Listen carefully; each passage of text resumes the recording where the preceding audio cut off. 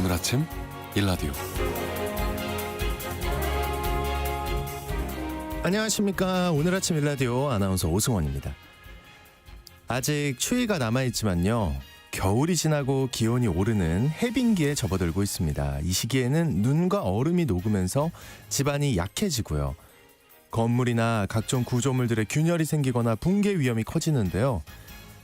이런 위험을 방지하기 위해 국토교통부가 전국의 도로와 철도, 터널, 공항 등의 취약시설을 대상으로 안전점검을 실시하고 있다고 밝혔습니다. 올해는 기상이변과 시설 노후화 등을 더욱 고려해서 지난해보다 점검 대상을 180% 확대했고요.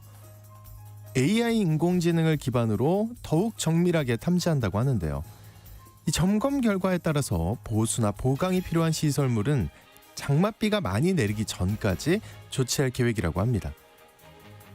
정부와 공공기관, 기업에서의 이런 안전점검도 중요하지만요, 시민들도 도로의 균열이나 집안 침하, 또 낙석 위험이 있는 곳을 발견하면 즉시 신고하고요.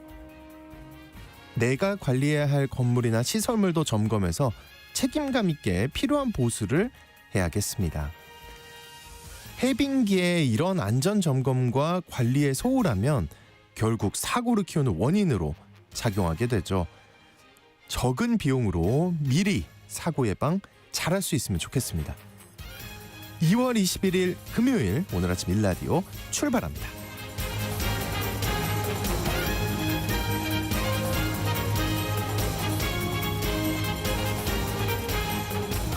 네, 오늘 아침 일라디오 이 시간은 물론 KBS 일라디오의 모든 프로그램은 유튜브 KBS 일라디오 공식 채널이나 모바일 콩 어플리케이션을 통해 실시간으로 함께하실 수 있습니다. KBS 일라디오 채널 구독과 좋아요, 댓글 많이 부탁드립니다. 자, 오늘 팩트 연구소 시간에는요, 이 잘못 인용되고 있는 명사들의 명언에 대해서 팩트 체크해 볼게요. 명언 팩트 체크. 또 데이터의 답 시간에는 이 생성형 AI 모델의 무한 경쟁이 어떻게 전개되고 있는지 알아보겠습니다. 자, 청취자 여러분들 참여하실 수 있는 퀴즈 드립니다. 회 좋아하는 분들에게 요즘 큰 부담인데요. 광어 같은 대표적인 국민 횟감들의 가격이 고공행진하고 있습니다. 횟값이 오르는 이유는 작년 여름철의 폭염 때문에 양식장에 있던 물고기들이 집단 폐사하면서 물량이 부족해졌기 때문이라고 하는데요. 이게 올 가을은 돼야 가격이 안정될 정도라고 합니다. 자, 잘 들어주세요. 이제부터 광어와 함께 국민 횟감으로 불리는 이 어종, 양식장들이 가장 큰 피해를 봤다고 하는데요. 조피볼락으로 불리기도 하고요, 지역에 따라 똥새기, 우레기 등으로 불리기도 한다는데 굉장히 큰 힌트가 나왔죠. 우레기 등으로 불리기도 한다. 광어의 단짝이죠. 이 또 하나의 국민 횟감인 이것은, 이 어종은 무엇일까요? 쉽죠? 네, 추첨을 통해 농촌진흥청에서 제공하는 흑삼 세트를 한 분께 향긋한 커피를 드실 수 있는 모바일 커피 쿠폰을 4분께 드리겠습니다. 방송에 참여하실 분들은요, 단문 50원, 장문 100원이 드는 유료 문자 샵 9730으로 보내주시기 바랍니다. 유익한 정보와 살아있는 이야기가 있습니다. KBS 오늘 아침 일라디오. 이 정보가 사실인지 혼란스러운 내용을 바로잡아보는 팩트 연구소 시간입니다. 누구나 한 번쯤 들어봤을 만한 명사들의 명언이 이게요, 잘못 알려진 경우가 많다고 합니다. 어떤 명언들이 잘못 알려졌고 왜 이런 일이 발생했는지 짚어보겠습니다. 팩트체커 선정수님과 함께합니다. 안녕하십니까? 네, 안녕하세요. 아주 흥미로운 주제인데요. 네, 먼저 살펴볼 명언 어떤 건가요? 한 나라의 위대함과 도덕적 진보는 그 나라에서 동물이 받는 대우로 가늠할 수 있다. 들어봤는데? 마하트마 간디가 한 말로 알려져 있는데요. 네. 정말 멋진 말이죠. 예. 지난 주말에 딸아이와 함께 이 생물 관련 전시 시설을 둘러봤는데요. 이 말이 벽에 새겨져 있더라고요. 잘 어울리죠. 그래서 배경을 좀 알기 위해서 찾아봤는데요. 이 말을 한 사람은 간디다 이렇게 밝히는 인용문이 정말 많았습니다. 언론 보도에서도 많이 인용을 하고 있고요. 그런데 간디가 이 말을 언제 어디서 했는지 출처를 알려주는 글은 하나도 없었습니다. 어디서 했던 연설이다, 뭐 아니면 어떤 책에 쓴 말이다, 신문의 기고다, 뭐 이런 출처가 있어야 되는데 출처가 나와 있는 것이 단 하나도 없었습니다. 그래서 해외 사이트를 비롯한 수많은 곳을 검색을 해봤는데요. 해외에서도 역시 이 말의 출처를 찾는 사람들이 많았습니다. 아, 세상에. 예. 인용에 네. 엄격한 이 서구권은 출판물이나 언론 보도에 인용을 하게 되면 각주를 달아놓는 경우가 많은데요.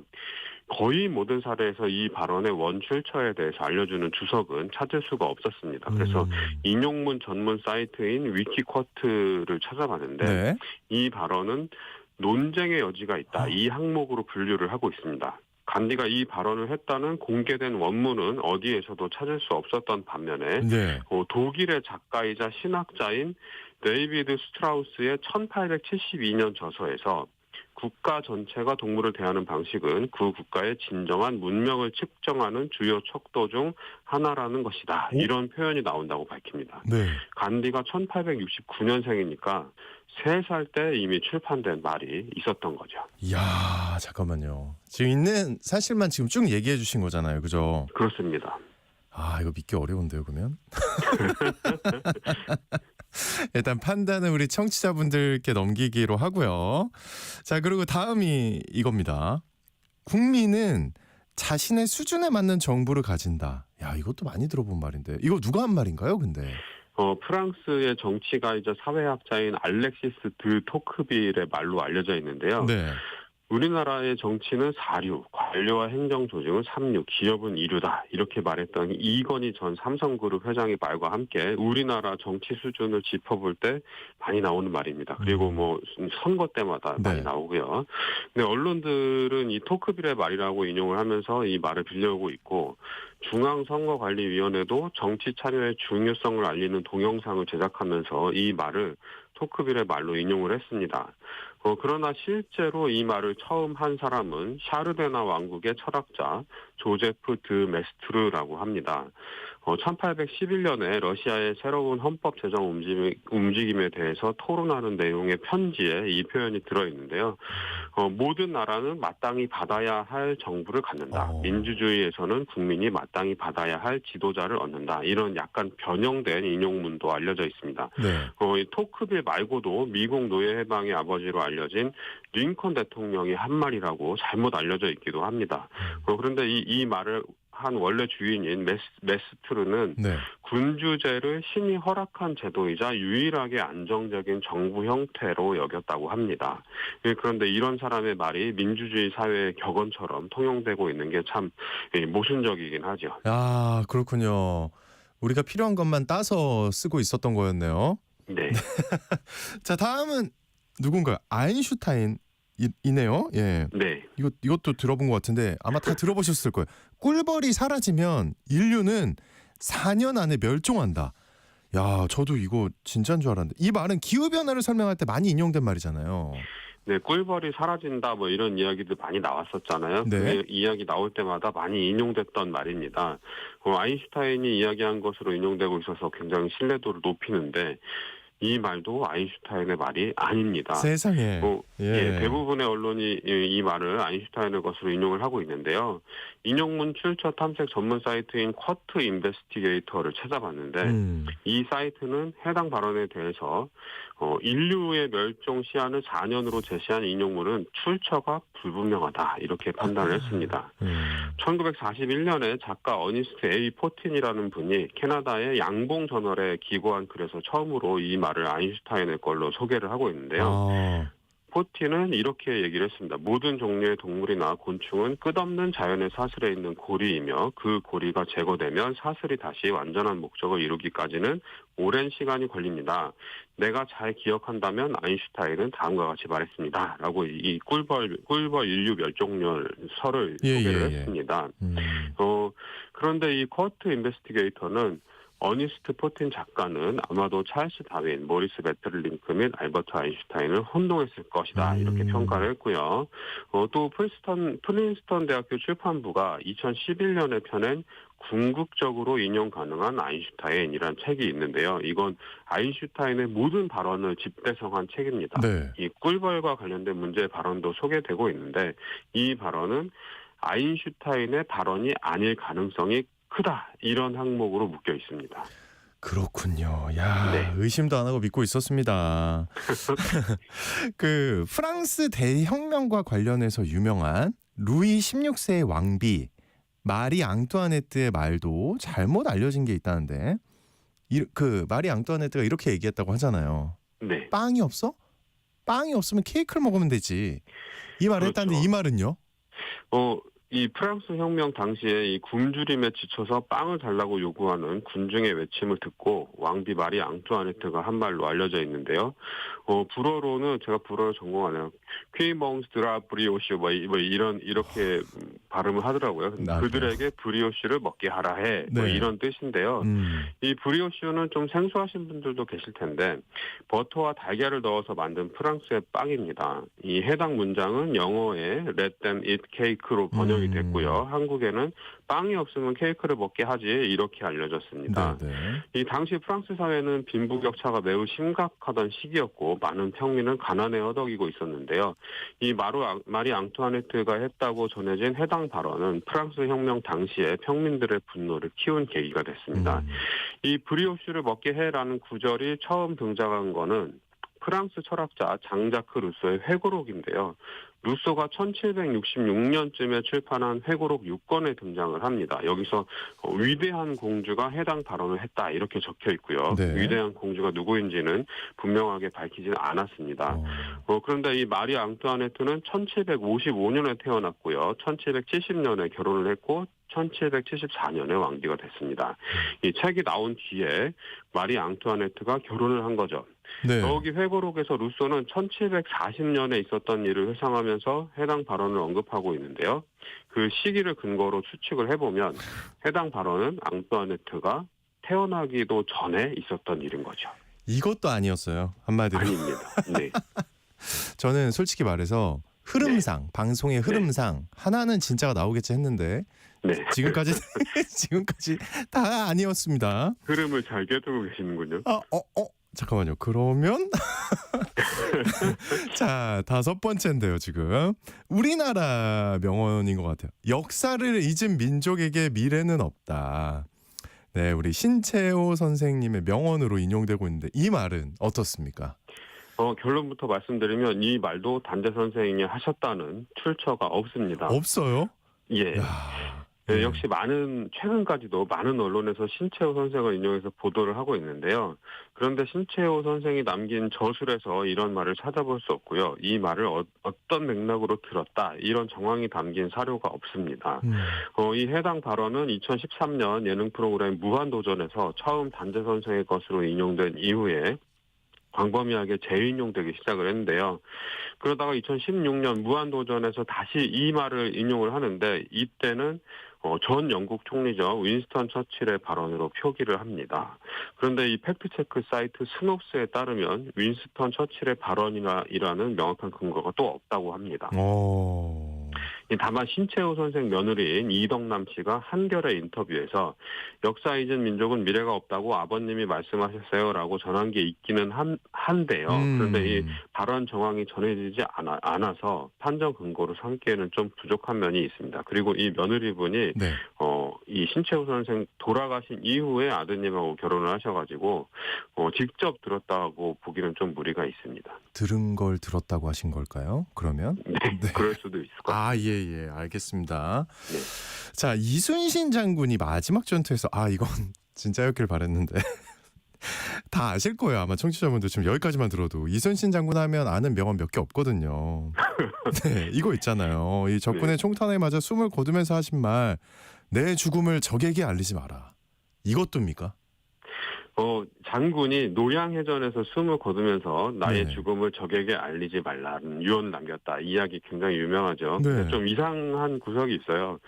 전쟁을 하고 있는데 아군 지휘관이 전사를 하게 되면 아군 사기는 내려가고 적군 사기는 올라가는 뭐 이게 당연하잖아요. 그런데 굳이 아군 지휘관의 죽음을 적에게 알릴 이유가 없죠. 그러니까 어차피 안 알릴 건데 왜 얘기했냐 이런 건가요 지금? 그렇죠. 예. 그래서 기록을 좀 찾아봤는데 승정원 일기 인조편 9년 4월 5일자에 보면 이런 내용이 나옵니다. 인조와 이원익이라는 신하가 문답을 하는데요. 이순신의 아들 이예가 현재 충운부 도사로 있는데 그도 얻기 어려운 사람입니다. 외란 때 이순신이 곧 죽게 되자 이예가 붙들고 안고서 흐느꼈는데 이순신이 적과 대적하고 있으니 삼가 발상하지 말라고 하였습니다. 이렇게 돼 있습니다. 이 한자로는 여적 대진 신물 발상 운운인데요. 네. 이 발상이라는 말은 죽은 사람의 혼을 부르고 나서 상제가 머리를 풀고 슬피 울어 초상난 것을 알린다. 이런 뜻입니다. 네.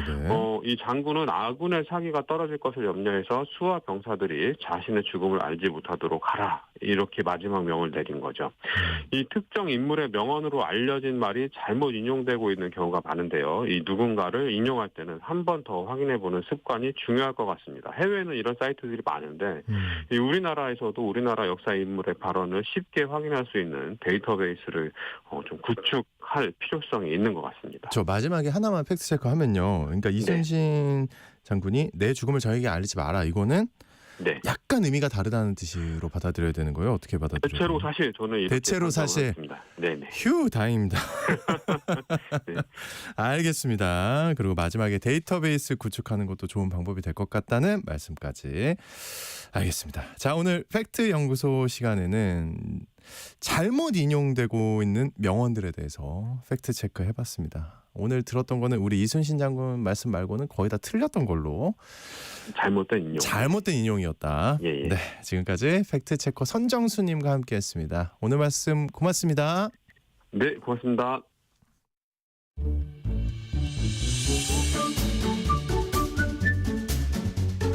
아침을 여는 기분 좋은 습관. KBS 오늘 아침 1라디오.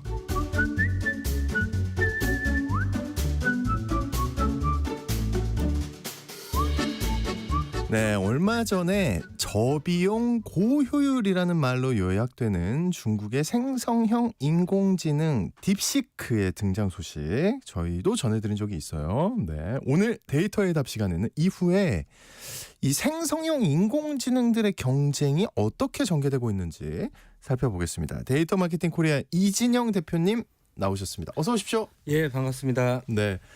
딥시크 등장 이후에 정말 많은 뉴스들이 쏟아져 나왔습니다. 네. 하지만 또 이제 딥시크 좀 늦게 들으신 분들도 분명히 있거든요. 그죠? 네. 다시 한번 살펴보겠습니다. 딥시크라는 게 이제 한마디로 중국이 개발한 생성형 AI라는 거잖아요. 그죠? 맞습니다. 이게 어떻게 등장하게 된 거죠, 이게? 딥시크는 2023년에 만들어진 회사인데요. 회사. 네네. 예, 근데 올해 초에 1월 20날, 올해 1월 20일에 딥시크라는 추론 모델을 발표를 한 거예요. 근데 소위 말해서 그냥 싸고 좋은 생성형 AI가 나온 거예요. 그러니까 아마 우리가 흔히 이제 생성형 AI 왜 이렇게 발음이 안 되죠? 생성형 AI라고 하면은 네. 이제 챗 GPT 맞습니다. 그죠? 이게 네. 대표적이잖아요. 그러니까 중국에서 만든 챗 GPT다 이렇게 봐도 되는 거잖아요. 예, 그죠? 맞습니다. 쉽게 얘기하면 예, 정확합니다. 싸고 좋다. 근데 네. 그 미국 건데 챗 GPT는 이게 굉장히 충격이고 큰 이슈였잖아요. 네. 딥시크는 어떻게 달라진 거예요? 똑같은 거예요? 어떤 거예요? 아니에요. 딥시크는 그러니까 생성형 AI는 기본적으로 굉장히 비싸게 만들어야 된다라는 게 우리의 생각이었는데 이제 싸고 좋게 만들 수 있다라는 게 이제 밝혀지고 나니까 그래서 이제 세상이 놀랐을 뿐이고요. 트럼프가 스타게이트라는 이제 미국이 인공지능을 전체적으로 주도하겠다. 그래서 한 700조를 투자를 해가지고 네. 인프라 투자 계획을 발표를 했어요. 네네. 소위 말해서 데이터 센터를 만들어가지고 네. 이것도 이제 돈을 갖다가 굉장히 많이 쓰겠다는 얘기죠. 네. 그래서 아무도 못 따라오게 만들겠다라는 발표를 한 거의 같은 날, 싸고 좋은 중국의 딥시크가 발표를 한 거예요. 잠깐만, 스타게이트? 네네. 저는 왜 이걸 처음 들어보는 거죠? 예. 딥시크에 이게 묻혀버린 거 아닙니까 이게? 예, 그렇죠. 그러니까 사실은 그 계획이 전 세계로 막 퍼지면서 이제 트럼프가 주도하는 인공지능의 세상이 막 알려져야 되는데 딥시크 때문에 묻혀버린 거예요. 그러니까 너무 자존심이 상했겠죠 지금. 예. 그러면은 미국이 가만히 있을 리가 없잖아요. 네, 그러면은. 그렇죠. 예. 일단 딥시크가 왜 좋냐? 그러면 챗 GPT라는 거는 1등 모델이잖아요. 그러면 1등은 주목도 받지만 사실 공격도 많이 받아요. 그러면 1등이 가지고 있는 약점을 그대로 공략을 한 겁니다. 자, 챗 GPT는요. 네. 일단 데이터 처리하는 게 굉장히 무겁고요. 네. 개발비도 비싸고 메모리도 많이 쓰고 그다음에 소스 코드도 공개를 하지 않아요. 네, 그러니까 이런 약점들을 갖다가 계속 공격을 받고 있었는데 딥시크가 이 네 가지를 정확하게 다 해결을 해버렸어요. 그래요? 네, 일단은 데이터 처리가 무겁다라는 거는 어떤 식으로 하냐면 오승환 아나운서님께서 챗GPT한테 질문을 하잖아요. 네. 그러면 챗GPT는 어떻게 작동을 하냐면 얘를 훈련시킬 때 그 소위 말해 내부에 전문가들이 다 있는 거예요. 뭐 유통 전문가도 있고 화장품 전문가도 있고 뭐 의료 전문가도 있는데 질문을 하나를 하면 이 모든 전문가들이 다 깨어나 가지고 내가 대답을 할게 막 이러고 준비를 해요. 근데 딥시크는 화장품에 대해서만 질문을 했으면 화장품 전문가만 딱 깨어나서 대답을 하는 겁니다. 그러니까 아주 간단한 메모리를 써가지고 이걸 작동을 할 수 있잖아요. 이래서 비용이 또 낮아지는 것도 있고요. 두 번째는 개발을 할 때 우리가 데이터를 훈련시킨다라고 하거든요. 그러니까 얘가 뭘 질문할지 모르니까 모든 답을 알고 있어야 되잖아요. 그래서 모든 세상의 지식을 훈련하는 방식으로 챗GPT는 진행을 해요. 근데 딥시크는 어떻게 했냐? 챗GPT한테 질문을 하면 답이 나오잖아요. 네. 그러면 그 답만 외우는 거예요. 그러니까 많은 세상의 모든 데이터를 훈련하는 게 아니라 내가 질문을 챗GPT한테 하고 챗GPT가 답을 주면 그 답을 딱 외워가지고 대답을 하는데 이거를 증류 방식이라고 얘기를 하거든요. 우리가 소주를 만들 때 예를 들어서 쌀을 갖다가 발효를 시켜요. 네. 그다음에 이거를 가열해가지고 액기스만 뽑아내는 거잖아요. 이런 것처럼 남이 만들어 놓은 막걸리에서 액기스만 딱 뽑아내는 이 방식으로 훈련을 시키는 거예요. 그러니까 이거는 잠깐만요. 이렇게 해도 되나? 그러니까 그러니까요. 남들은 굉장히 돈을 많이 들여서 챗GPT는 훈련을 시켰는데 걔가 훈련했을 때 답만 모아가지고 훈련을 하면 너무 작은 돈으로 훈련을 할 수 있잖아요. 근데 사실은 이 방식은 일반적으로 퍼져 있는 방식이에요. 근데 문제가 되는 건 뭐냐면 이 방식을 연구를 목적으로 사용해도 되지만 경쟁 모델을 만들 때는 사용하면 안 되겠죠. 그러니까 오픈 AI 거기가 챗GPT 만든 회사잖아요. 네, 맞습니다. 그럼 챗GPT를 만든 회사인 거기가 그거는 열어준 거예요. 아까 소스를 공개하지 않는다 그랬잖아요. 네네. 챗GPT는. 소스는 공개하지 않지만 우리가 질문을 하면 답을 받을 수 있잖아요. 이거는 어차피 그게 서비스 모델이니까 이미 나와 있는 거니까. 그렇죠. 그 답을 갖다가 모아가지고 또 학습을 해버리는 거예요. 그러면 정답을 빨리 만들어낼 수 있기 때문에 딥시크는 한마디로 이제 기출 문제 나온 거를 쫙 외워가지고 이제 하는 거예요. 그렇죠. 기출 문제만 공부를 해가지고 시험을 100점을 맞아버리는 거죠. 영리한 친구네. 네, 그러니까 개발비가 아주 싸진 겁니다. 네. 그리고 이제 메모리 사용량을 갖다가 굉장히 줄이는 방식이 우리가 GPT 이렇게 얘기하잖아요. 그러면 이거는 Generative Pre-trained 그다음에 트랜스포머라는 약자인데요. 트랜스포머 이 세 번째 T가 뭐냐면 이런 방식이에요.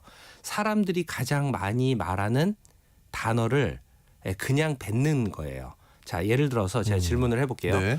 나는 오늘 학교에 다음에 무슨 단어가 올까요? 나는 오늘 학교에 갈 것이다. 네, 그렇죠. 나는 오늘 학교에 안 간다. 나는 오늘 학교에 가고 싶지 않다. 나는 오늘 학교에 갔다. 이런 거잖아요. 네. 이들 중에서 사람들이 제일 많이 쓰는 단어가 있을 거잖아요. 이걸 랭킹을 쭉 매기고 있다가 이걸 기억하고 있다가 나는 오늘 학교에라는 문장이 만들어지면 그냥 제일 많이 쓰는 단어를 뒤에다 붙여버려요. 안 가고 싶다. 네, 안 가고 싶어요. 당연한 거 아닙니까? 네, 그렇죠. 그러니까 이걸 붙이면 사람들 입장에서는 챗GPT가 대화를 하는데 내가 생각하는 거를 너무 정확하게 얘기를 해주는 거예요. 근데 이제 딥시크는 어떤 방식으로 하냐? 단어 하나씩을 붙이는 게 아니라 문장 전체를 그냥 붙여버리는 방식으로 해요.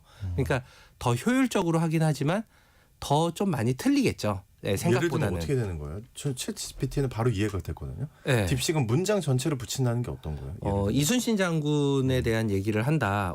방금 전에도 예. 그런 얘기를 예. 하셨던데, 그러면 이순신 장군에 대한 첫 번째 문단이 있으면 그 다음에 두 번째 문단은 그냥 문장 전체를 덩어리로 붙이고 예, 그다음에 아까 나의 죽음을 알리지 말라 이런 문단을 그냥 다 붙여버리는 거예요. 그다음에 그 얘기가 나오면 그다음에는 또 이런 얘기가 있었다. 예, 다른 하고 얘기가 그냥 쫙 있었다. 그럼 붙어버리고? 또 다 붙여버리는 거예요. 그럼 전체적으로 이순신 장군 얘기는 맞는 것 같은데 디테일하게 보면 조금 다를 수 있죠. 예, 그래서 딥식이 조금 다를 수는 있지만 전체적으로는 굉장히 효율적으로 답을 뱉는다.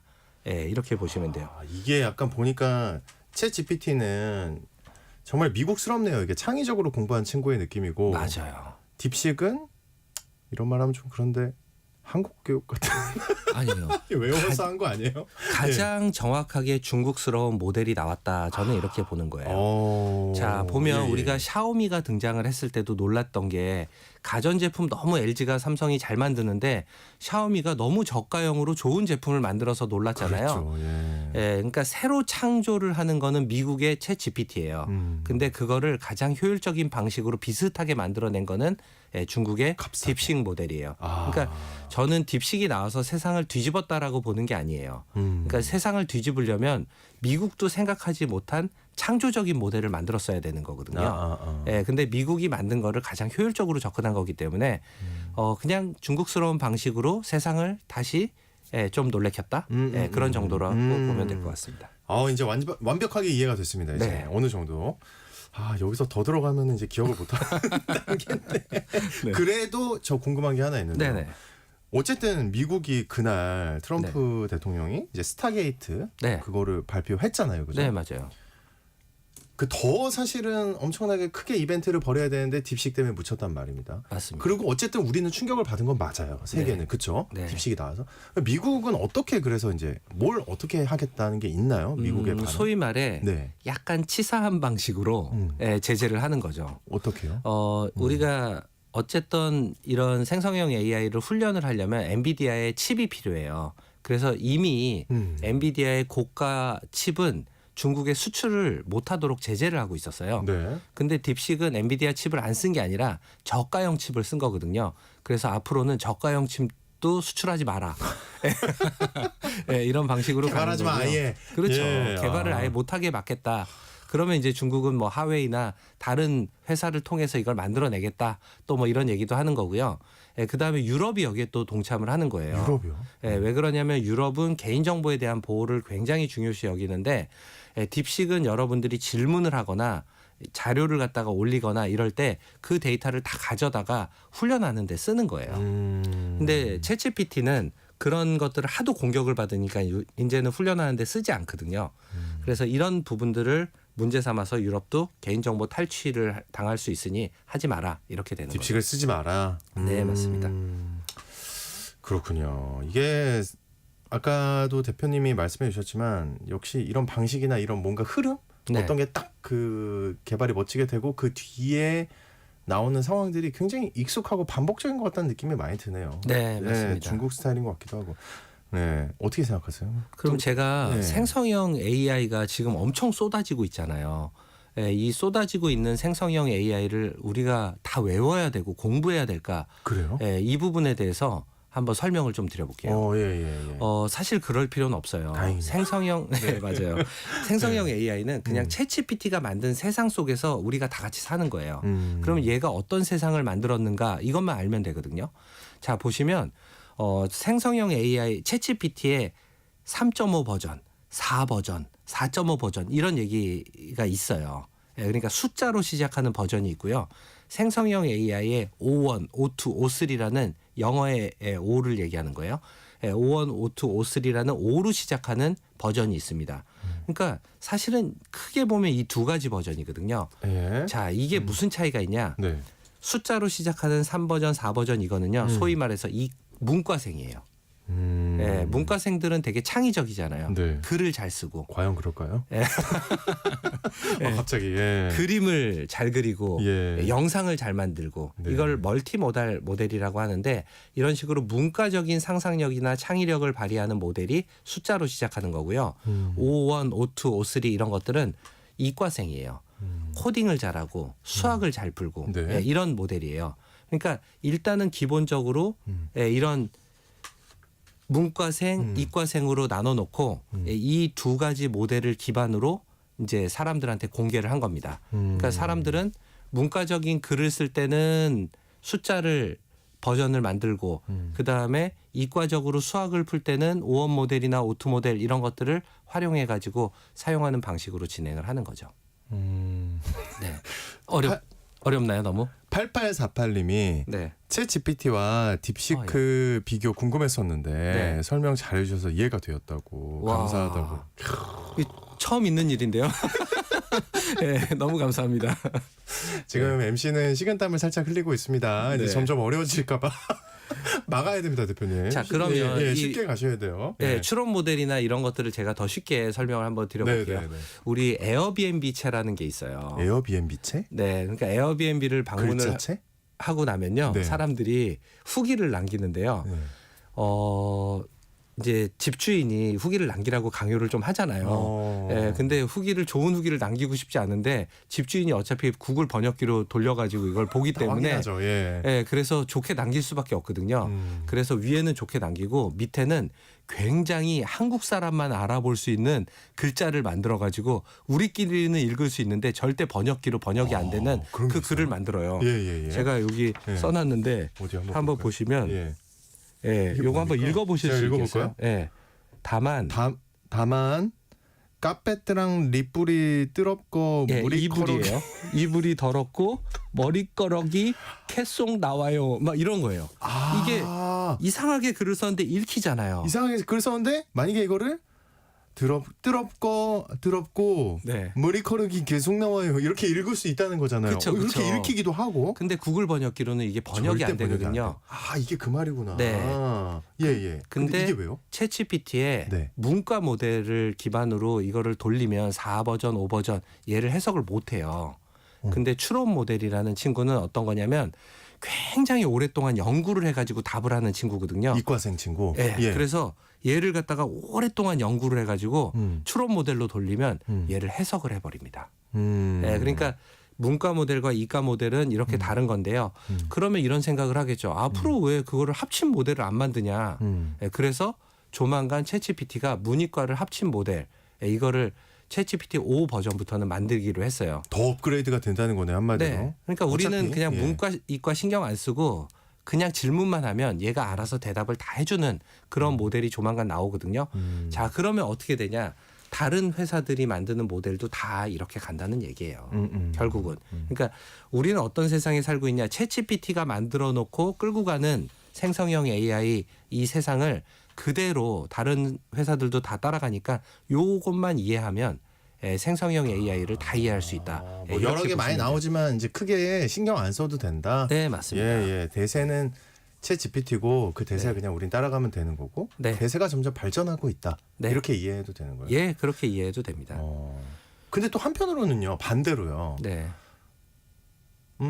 그렇게 개발하는 게 과연 그런 정도의 의미밖에 안 될까 싶기도 해요. 아, 왜요? 그러니까 예를 들면 딥시크가 나왔을 때 네. 사실 미국 빼고 나머지 나라는 좋아했던 거 아닐까 싶은데. 그렇죠. 예, 왜냐 네. 저렇게 할 수 있어? 왜냐면 그 포기했던 기업들이 꽤 있었다고 들었거든요. 생성형 사실은 AI가. 예. 미국도 좋아했어요. 아 그래요? 예, 어떻게 그럴 되면 수밖에 트럼프만 없는 게 싫어한 거예요, 오로지? 뭐 그럴 수도 있는데요. 네. 지금 보면 이제 저가형 모델을 만든다는 거는 모든 사람들이 좋아할 수밖에 없는 모델인데 실제로 지금 스탠포드 대학의 학생들이 모여가지고 딥식의 대응 모델을 또 만들었어요. 그래서 심지어는 $50를 가지고 딥식의 성능을 만들어서 발표를 해버렸습니다. 자, 그러고 나니까 버클리 대학도 만들고 여러 가지 만드네요? 대학들이 예. 같은 방식으로 만든 건데 이거는 딥식이 새로운 세상의 모습을 하나 보여준 거죠. 새로운 방식을 보여준 거고 이게 저가형으로 만들 수 있다라는 것들이 생기니까 다른 친구들도 이거를 다 따라해가지고 지금 만들고 있습니다. 자, 그러면 말씀하신 대로 전 세계에서 굉장히 돈을 적게 들여가지고 생성형 AI를 만들잖아요. 그러면 이거를 기업 내부나 아니면 일반인들도 금방 만들어가지고 이런 것들을 사용하는 그런 세상이 펼쳐지게 되는 겁니다. 그렇군요. 네. 그 생성형 AI 모델이 어쨌든 네. 완전히 뭐 엄청날 것 같은데 그건 확실한 거잖아요, 그죠? 네, 맞아요. 우리 생활을 어떤 순서로 바꿀까요? 순서 좀 궁금해요. 예. 그렇죠. 이제 적용을 한다라는 거는 확실한데 어떻게 적용될까? 일단 첫 번째는 우리가 이미 경험하고 있는 소프트웨어 AI예요. 그러니까 검색을 구글에다 검색하다가 이제는 생성형 AI의 검색을 더 많이 하는 이런 시대로 갈 거고요. 그거는 이미 우리가 경험을 하고 있죠. 그 다음에 가는 게 인더스트리 AI가 될 것 같습니다. 산업에 적용이 되는 거예요. 제일 먼저 많이 얘기하는 게 자율주행차. 산업 자율주행차요? 네, 자율주행차는 자율주행을 하고 있을 때 생성형 AI가 들어오면 얘와 대화를 하면서 뭐 음악 틀어줘, 영화도 틀어줘, 뭐 스케줄도 예약해줘 이런 것들에 적용을 할 수 있잖아요. 그래서 많은 회사들이 지금 자율주행차에 적용을 하기 위해서 노력을 하고 있고요. 그다음에 의료 같은 데는 너무 파급력이 좋은 거예요. 의료. 예, 그렇죠. 사람의 생명을 살릴 수 있잖아요. 또 네. 군대. 예, 지금 우크라이나 전쟁도 여러 가지 인공지능 기술을 써가지고 적을 찾아낸다든지, 뭐 심지어는 적을 죽이는데 이런 기술을 활용하는 거죠. 그래서 산업은 확실히 돈을 버는데 관심이 많거든요. 네네. 그러니까 큰 돈을 벌 수 있는 순서대로 적용을 하는 방식으로 갈 겁니다. 여러 산업으로. 네, 그리고 마지막으로 지금 보는 거는 피지컬 AI. 이번에 존슨 왕이 CES에서도 얘기한 것처럼 결국은 로봇을 만드는 거예요. 그러니까 인간이 생각할 때 가장 완벽한 인공지능 하면 사람하고 똑같은 인공지능을 만드는데 왜 그러냐? 사람은 이 손이나 이런 것도 굉장히 섬세하잖아요. 그렇죠. 예, 물건을 짚거나 뭐 이런 것들 자체도 하나하나 섬세한데 이렇게 섬세하게 만들려면 데이터로 전부 학습을 해야 되거든요. 거기에 인공지능 기술이 들어가는 거예요. 그래서 궁극적으로는 사람하고 똑같은 인공지능을 만들어서 우리 주변의 인공지능과 사람이 같이 사는 세상을 만들겠다. 이런 순서로 전개될 것 같습니다. 네, 알겠습니다. 자, 오늘 데이터의 답 시간에는 진정한 승자를 가르게 될 생성형 AI 모델의 무한 경쟁에 대해서 살펴봤습니다. 지금까지 데이터 마케팅 코리아의 이진형 대표님과 함께했습니다. 오늘 말씀 고맙습니다, 대표님. 예, 감사합니다. 네, 오늘 퀴즈의 정답은요, 우럭이었습니다. 좀 어려워하시는 분들이 많았나 봐요. 우럭. 자, 6242님 정답 보내주셨고 7350님도 또 2846님 조만간 바닷가로 우럭 잡으러 가신다고. 잡으실 수 있을까요? 낚시로 가신다는 거겠죠, 그죠? 6733님도 지난주 구순 어머니 모시고 모듬회 먹었습니다. 어머니께서 즐거워하시고 잘 드셔서 많이 행복한 시간이었네요. 회 가격이 빨리 좀 내려서 좀 더 자주 즐거운 시간을 가질 수 있으면 좋겠어요 하고 보내주셨습니다. 아이고, 좋은 시간이었네요.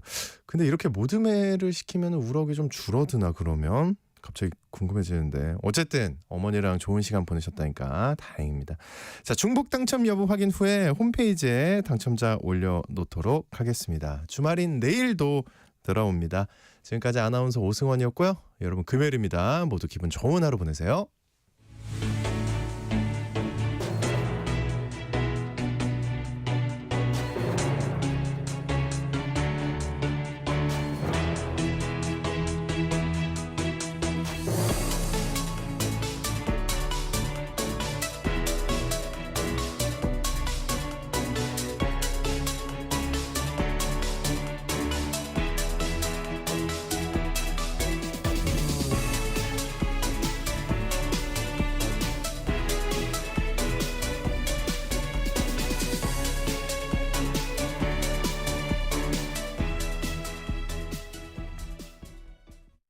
여보, 올해 공익직불금 신청이 2월 1일부터 4월 30일까지 진행된대요. 2월 1일부터 2월 28일까지는 지난해와 변동사항이 없는 농업인을 대상으로 휴대폰으로 신청하도록 문자가 온다고 하네요. 신청한 후 문자를 받지 못했거나 신청을 못했으면 어떻게 해요? 3월 4일부터 4월 30일까지는 농지소재지 읍면동에 방문하여 신청할 수 있으니 그때 신청하면 돼요. 신청할 때 폐경지 등 농지의 형상과 기능 유지가 안 된 농지는 신청하면 안 되니 자세한 건 공익직불제 콜센터 1334나 읍면동에 전화해서 문의해보면 좋겠네요. 그렇죠. 본 캠페인은 농림축산식품부와 국립농산물품질관리원이 함께합니다. 처럼 여행 떠